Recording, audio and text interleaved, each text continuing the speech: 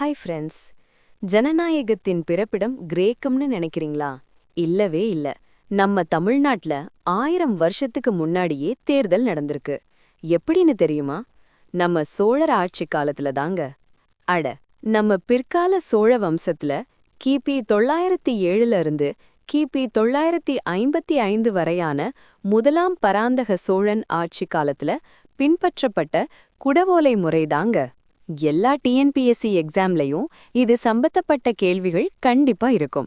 So கவனமா பாருங்க.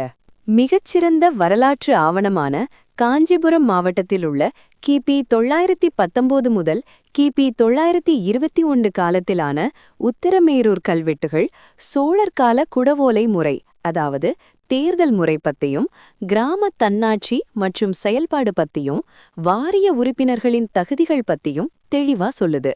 இந்த தேர்தல்ல யார் வேணாலும் நிக்க முடியாது. வேட்பாளருக்கு 35லிருந்து 70 வயசு இருக்கணும். சொந்த நிலம் குறைஞ்சது கால்வேலி அளவாவது இருக்கணும்.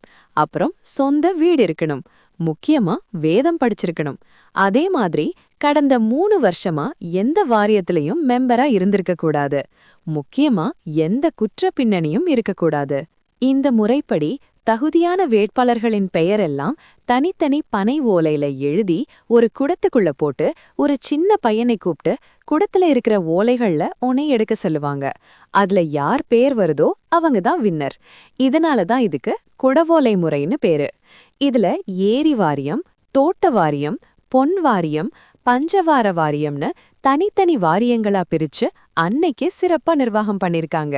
இதுதான் உள்ளாட்சி நிர்வாகத்தின் பொற்காலம். தமிழர்களின் வீரமும் விவேகமும் கலந்த நிர்வாகத்திறனில் உங்களுக்கு ரொம்ப பிடிச்சது எதுன்னு கமெண்ட்ல சொல்லவும். உங்க ஃப்ரெண்ட்ஸ்க்கு ஷேர் பண்ணுங்க. மேலும் பல டிஎன்பிஎஸ்சி தகவல்களுக்கு சப்ஸ்கிரைப் செய்யுங்க.